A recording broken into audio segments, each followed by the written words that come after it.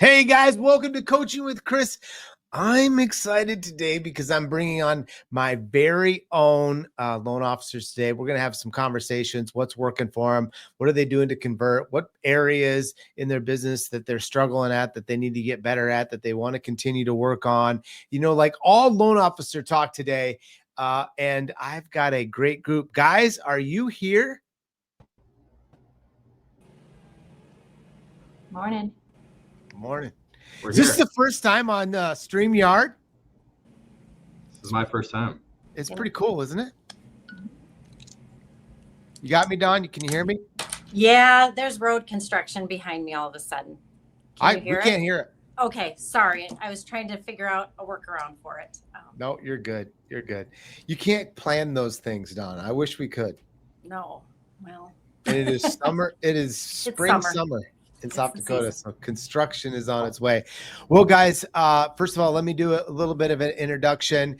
Bella, my favorite story with Bella always is the dollar. So maybe we'll talk about that. Maybe we won't. Devin, converting from commercial loan officer, and Dawn, farm credit underwriter, maybe even dairy farm underwriter to loan officer. So the unique thing about this group is that when we all started working together, none of them came from the mortgage industry. And if you're thinking about I'm hiring, I'm recruiting, or I'm a loan officer that has all the experience doesn't matter. The plan is what matters. It doesn't matter the different industries. They all three came from different areas. Devin comes from the commercial banking side of it. Bella's running 76 gas stations across Phoenix and moved back to the hometown. Like, it does not matter. It matters the plan. So welcome, guys, to Coaching with Chris.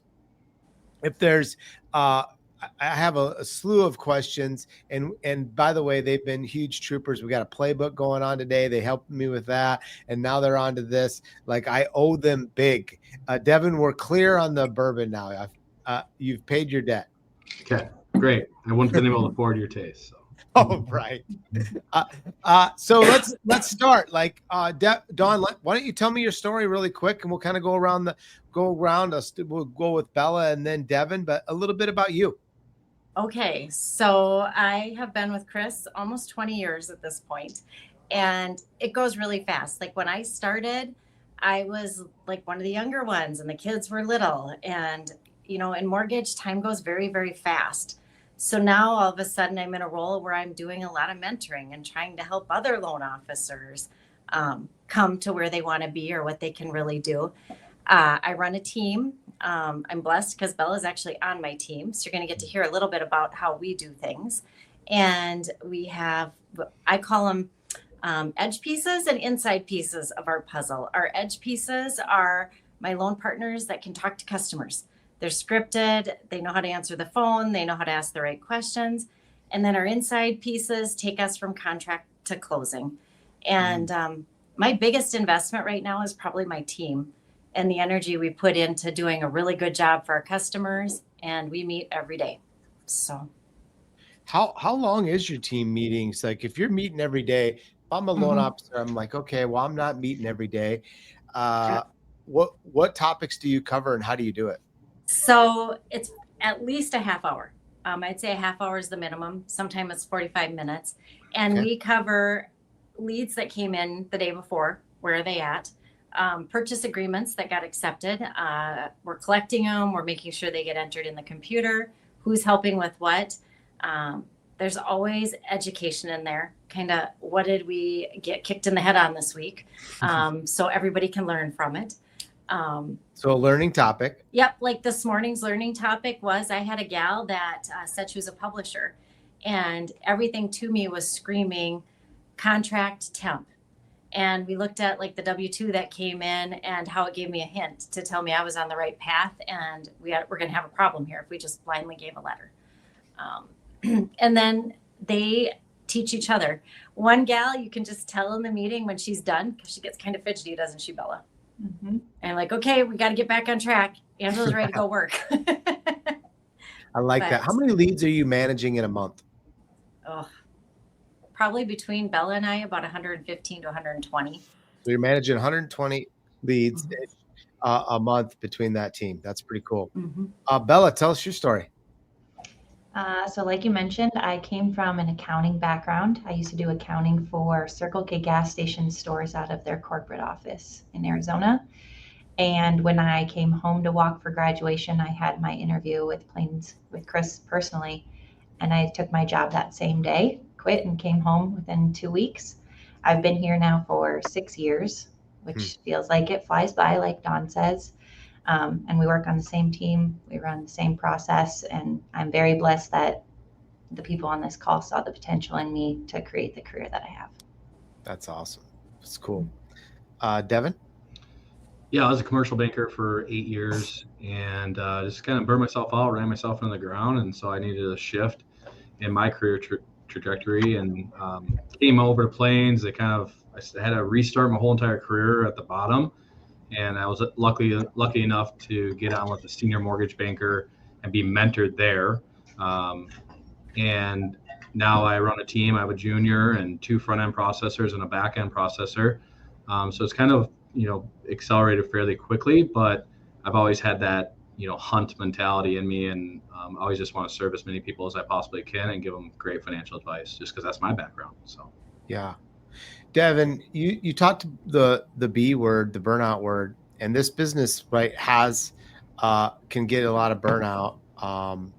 And, over the years, Don and I have been together a long time, so we could catch each other in that burnout. But you went from an industry that doesn't seem as high stressful and burnout, but then you came to an industry that maybe it has more. How do you keep yourself from putting yourself back to the reason why you wanted a different career?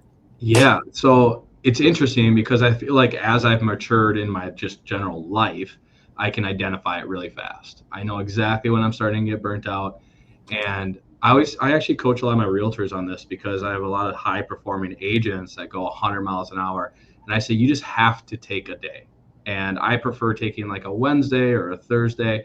But if we're going to sit and do, leads and apps and pre-qual meetings and doc signings all week long, and then we're going to go work open houses or parade of homes, I mean, it's hard for any person to go 7 days a week, 6 days a week. And so you just have to take that personal day.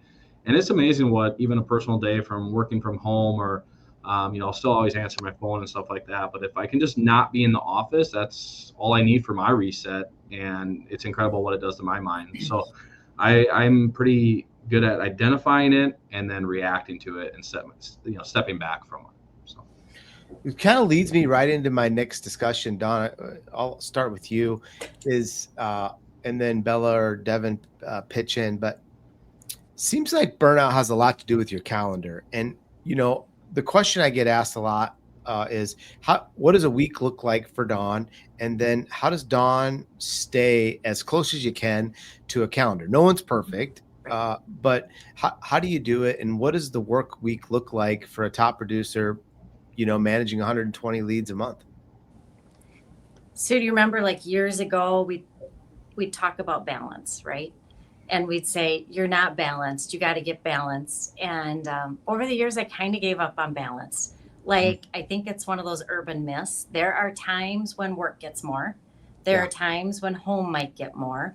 And I think the key is just knowing who needs what right now. I'm never going to tell you I just work 40 hours a week.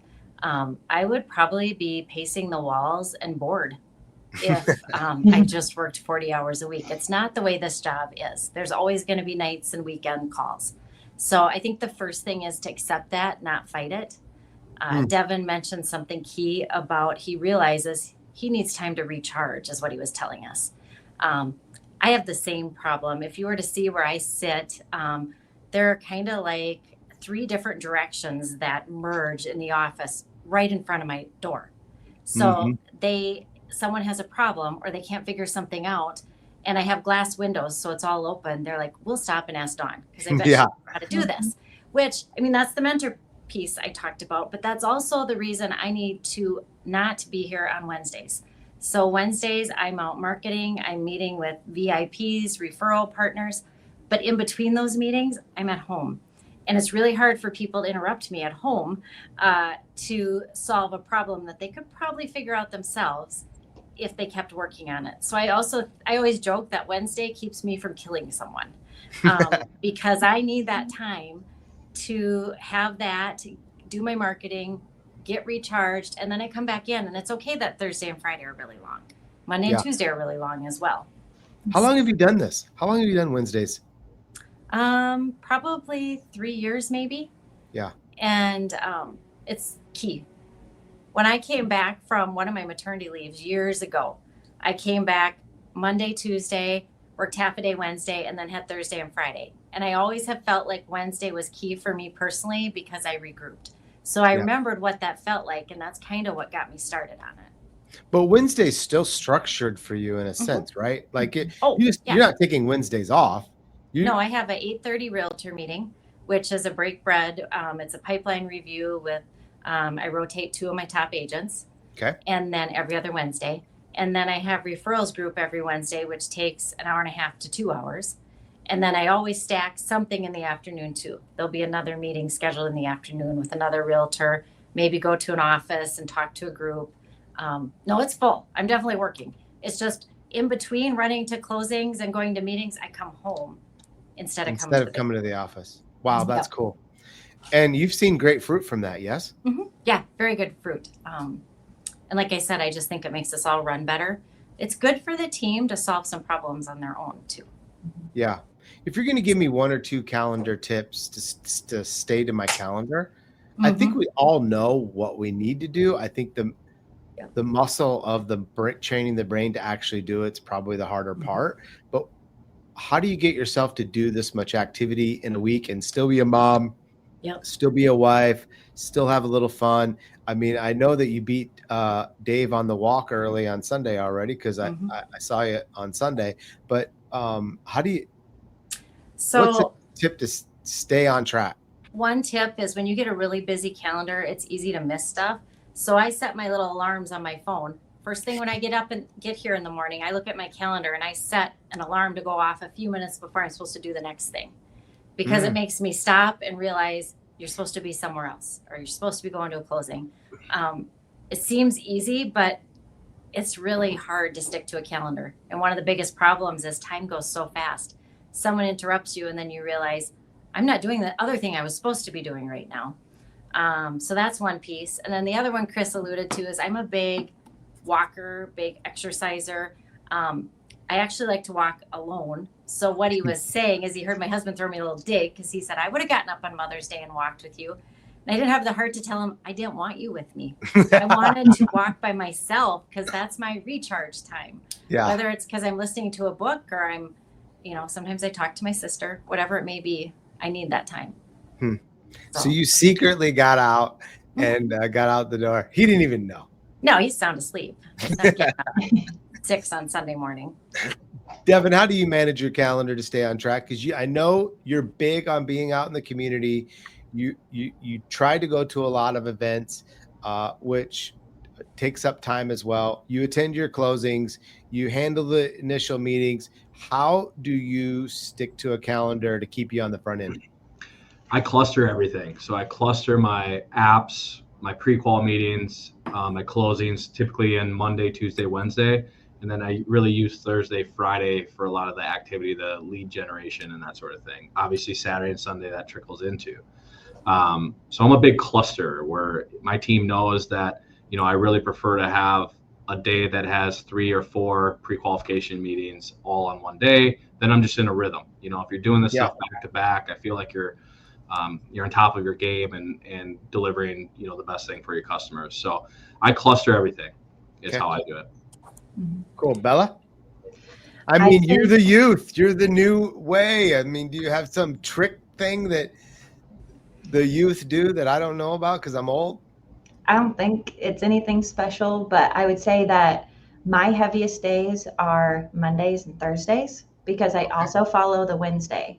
And that Wednesday, even though it is normally stacked, like Dawn said, like I have a coffee, I have a lunch, I have a dinner sometimes even with agents.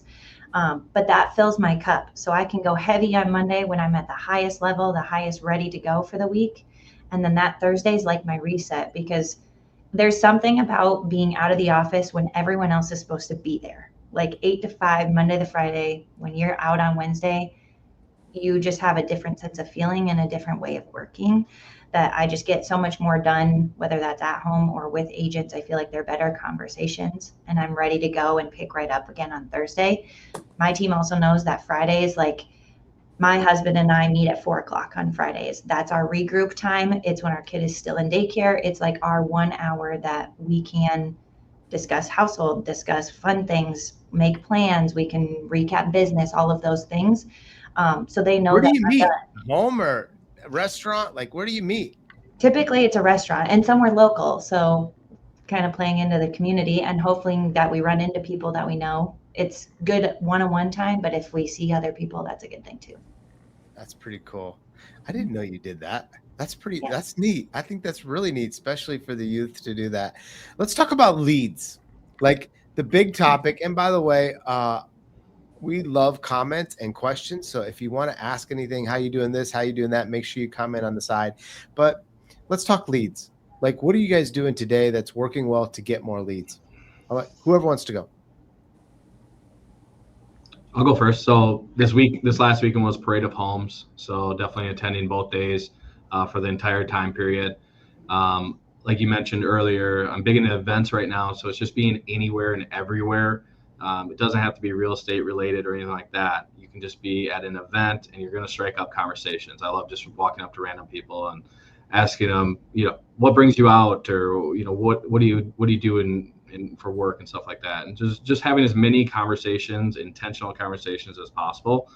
And then obviously doing the basic stuff where working the realtors, the financial advisors, the standard stuff we all do. What area, Devin, are you getting the most leads from today?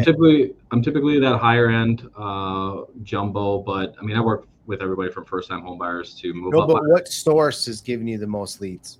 The highest volume is realtors, but I would say the highest conversion is going to be builders. And then my sphere and these events and the community have really good high conversion also, because you're having a really impactful conversation. I just can be myself. I'm not dressed like this. I'm out in the community and just having a real conversation with people. Yeah. We're big on working on the word portfolio right now. And I hear you talking about all these different areas. And I feel like you wouldn't invest if you were running a stock portfolio, your own stock. You wouldn't just like put it all in Amazon. You would put it in different segments and buckets. And I feel like that's what you've done. But I love it. I just love it, Devin, that you know the conversion in each of these areas and that builder is your number one. Yeah, and you have to be extremely intentional about, okay, my realtors are pulling back for various reasons. Maybe they had a good couple months, or they're heavy on listings, and so I really had an aha moment about 1.5 years ago where all of a sudden I went through this dry spell, and it's like I thought I had this great business built up, and it was really humbling experience for me that you coach it every week, but just because I hear it every week doesn't mean I listen to it. And it's just like you constantly have to be gaining new relationships. It's just part of this business. You can't rely on your consistent relationships to bring deals in. So it's just always having that growing mentality. Whether or not your volume is truly growing, at least your relationship count is growing. I love that you picked that up, because I think that a lot of loan officers get like set, like, I've got my relationships all set, everything's done. I heard Andrew go, I'm in my late 40s and I'm working in an open house, and like mentally that screwed him up for a second. And I'm like, what? Like, what would that matter? But there's weird things that get placed inside our minds that hold us back. And you like release that and look how you've continued to grow year after year, because those relationships, what you start with won't be the ones that you end with. Promise. Would you agree? Yeah, no, they cycle, and they cycle annually. It's just the reality of it. We have a very competitive market, and people are constantly being, gone after. And if they're chasing the shiny new thing, then they're going to retract a little bit. And you just try to work on, don't be scared to go back after them either. Right. Win them back. Relationship. Yep. How about you, Bella? What's working for leads today? I'd say somewhere along the same lines. My realtors are where I get the most business right now in the current market. And what I'm doing is I'm diving into those realtors a little bit more than just the business aspect. All of them get called every week. They're all getting asked for business, all of those things.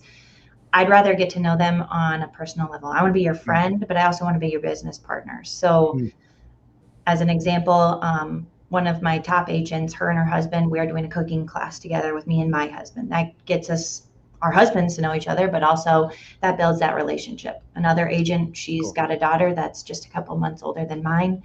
We're going on a play date where it's a keep the kids busy so that moms can talk kind of thing. That builds a relationship. We can talk business if we'd like to. But I think that pouring into them in areas of their personal lives shows you care about them, so that they're more likely to refer to you business wise too, because they know, like, and trust you and spend time with you outside of just 8 to 5 business hours. Yeah, I love it how you separate it out. Dawn?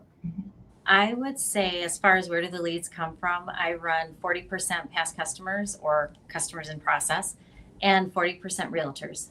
And then the other 20% is just the other categories that come into play.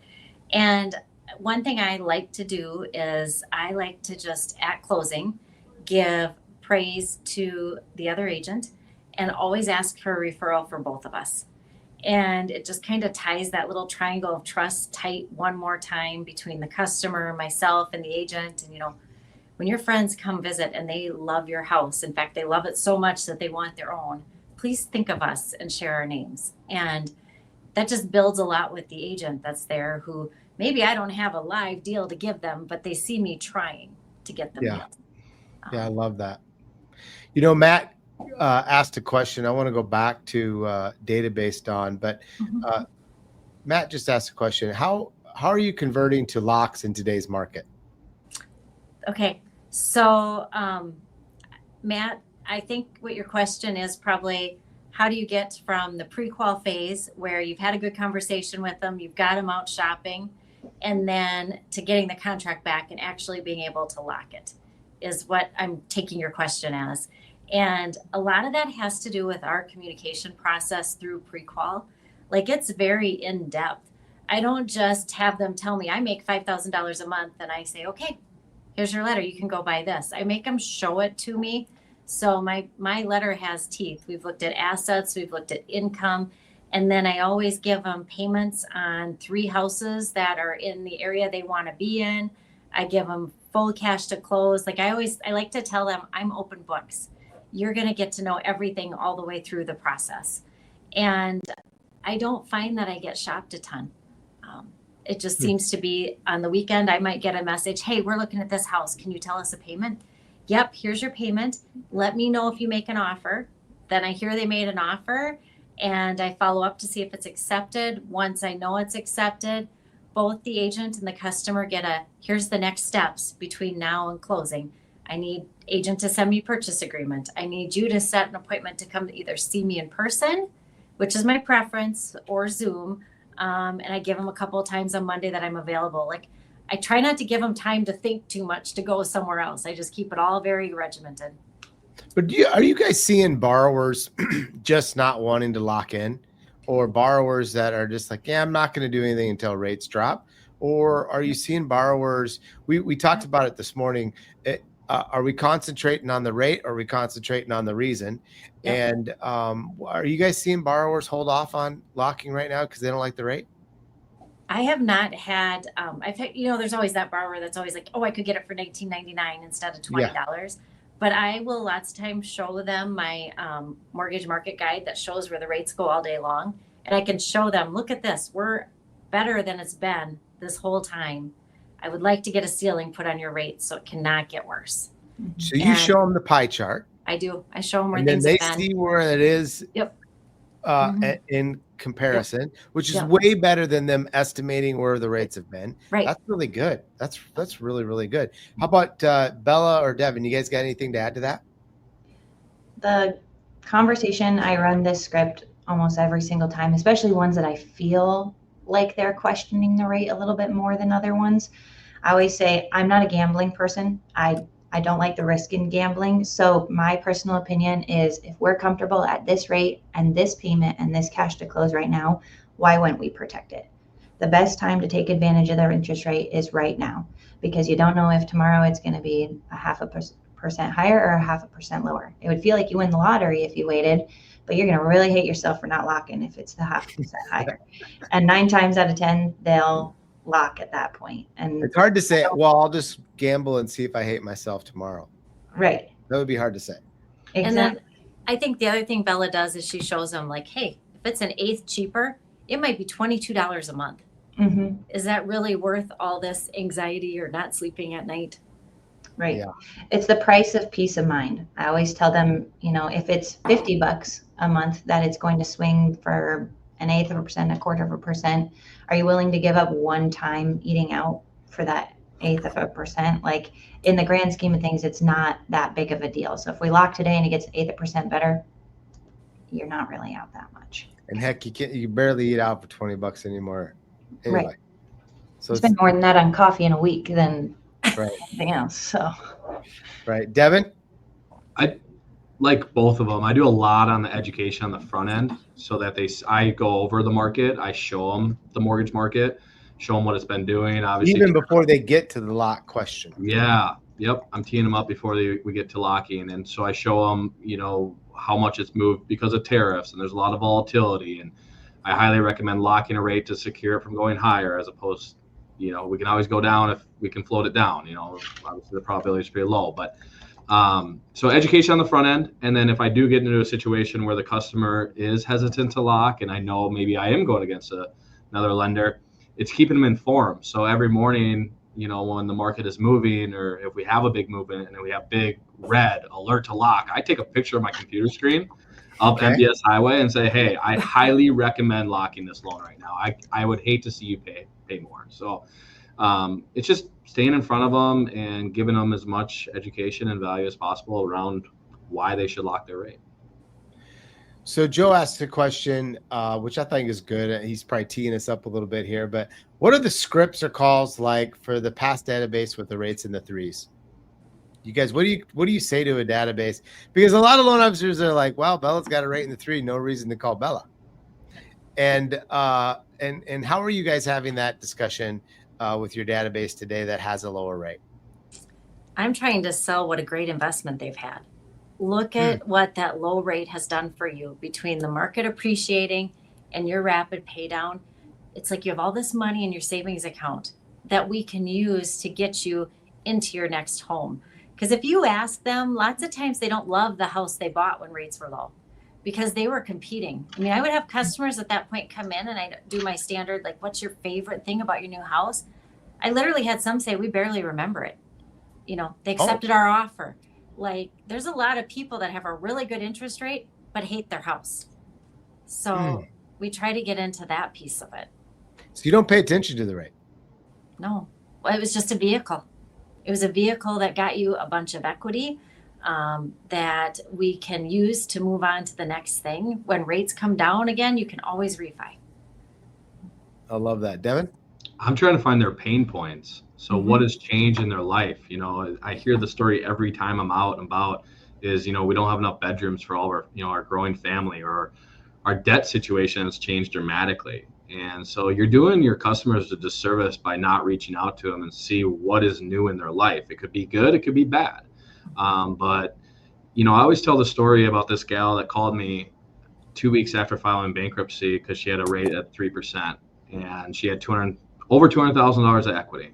And it was a really sad situation where if she went to file bankruptcy, I could have easily paid off all of her debt and freed up a ton of cash flow. And so I'll never forget that story. And so it's always a reminder to me that I'm doing my customers a disservice, just assuming that their situation was as great as what it was when we did the loan. Right. That's good. Let's switch to events or, networking opportunities that create leads. I think there's some that work well. There's some that don't. It's a waste of time. I get it. It's all on us to be able to lead inside that deal. But what are you guys working on today that inside events or a networking opportunity that actually works? I can go first because I actually thought of this during coaching this morning. Chris loves to tease me about how cheap I am, right? Oh, so geez. one of the things I'm really good at is I piggyback on other people's events. And what I mean by that is I'm in a referrals group and all these ladies are in all different industries. So today I'm going to an event for Design House from 4 to 7. I guarantee you I'm going to see people I know there and I'm going to have great conversations, but I didn't have to schedule the event. So I try to do a lot of those. It's good to be out and be seen. And it's a good way to just get some face-to-faces and some exposure without having to go through all of the scheduling yourself. Wow, that's cool. Devin, Bella? Go ahead, Bella.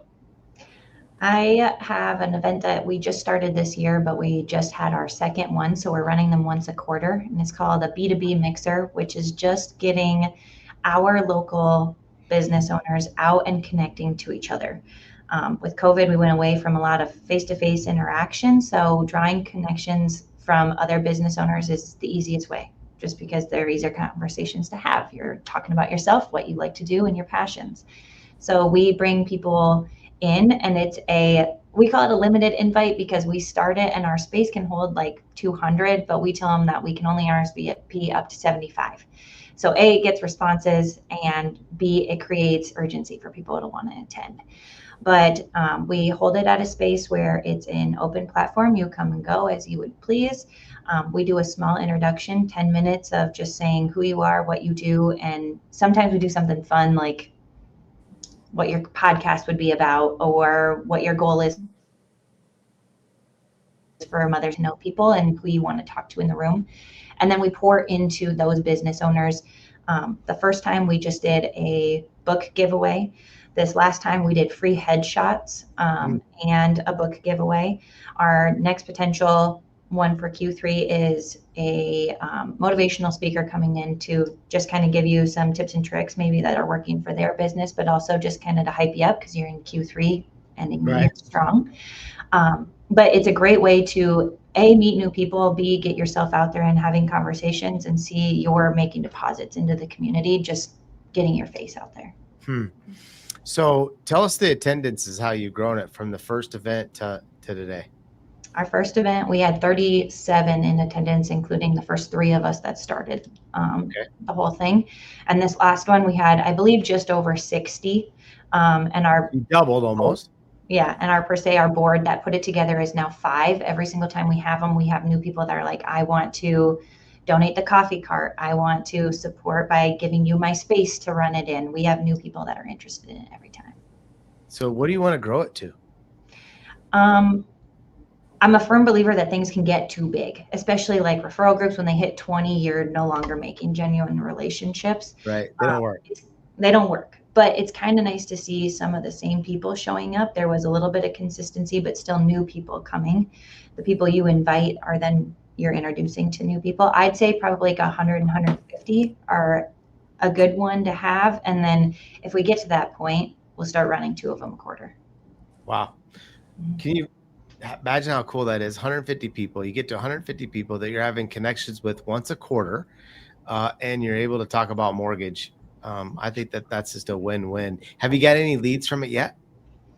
A couple of the agents have referred me over people, but another value that I've seen out of it is I've made connections with house cleaners and plumbers and contractors. They're people that I can connect because their industries flow into what I do.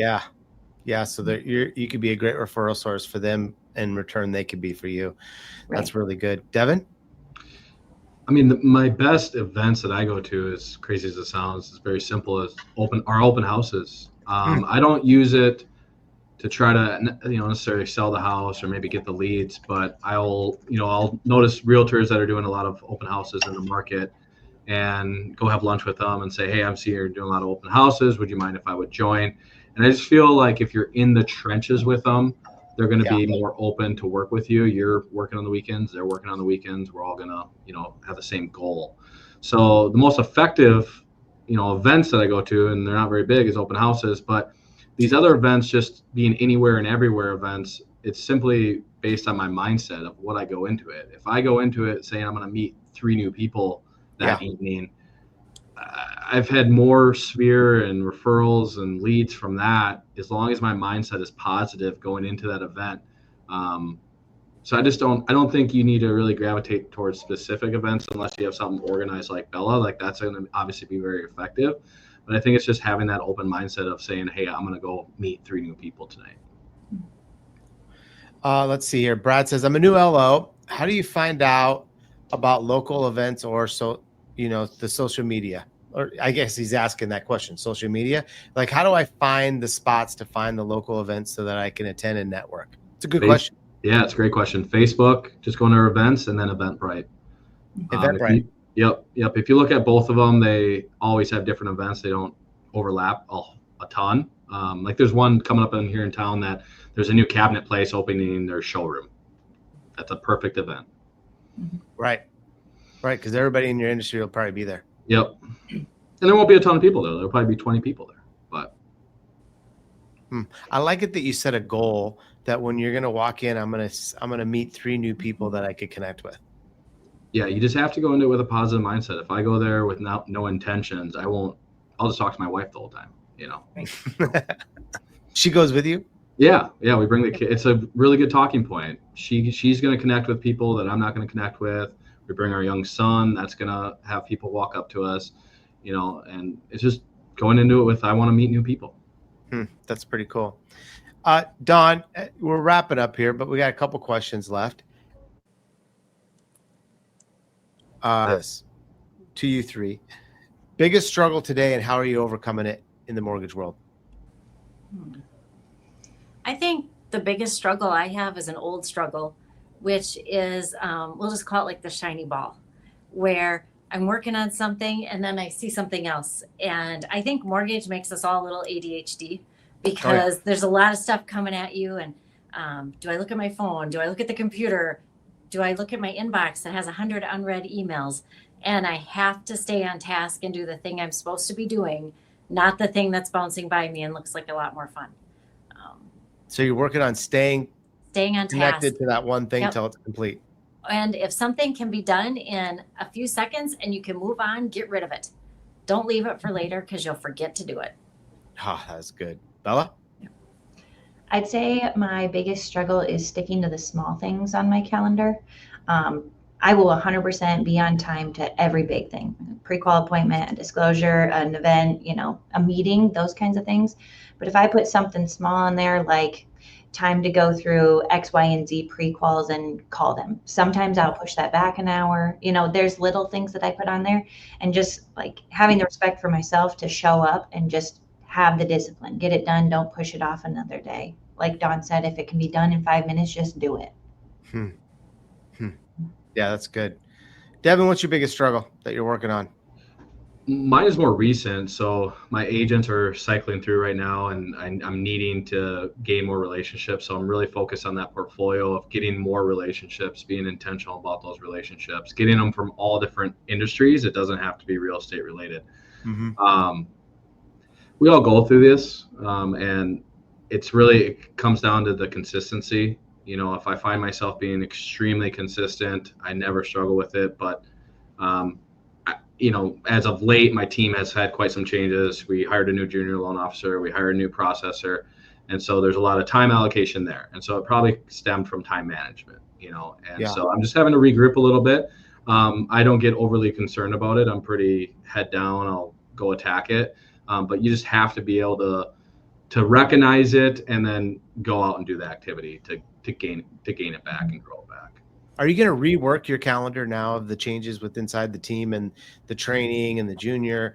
Are you reworking your calendar for a new way to be more efficient, or are you saying I'm just going to stick with my calendar and I'll figure it out as I go? Or like, how are you managing that? Yeah, there are so many tasks that I was doing that, as crazy as it sounds, it only took me 5 to 10 minutes. But I'm obviously going to start delegating more of that. I couldn't overwhelm the one processor that I had. I had to keep her in files, doing income calcs, doing disclosures, all that. So I did have to take on a lot of the tasks that maybe I shouldn't be, or maybe you wouldn't want to know that I was doing.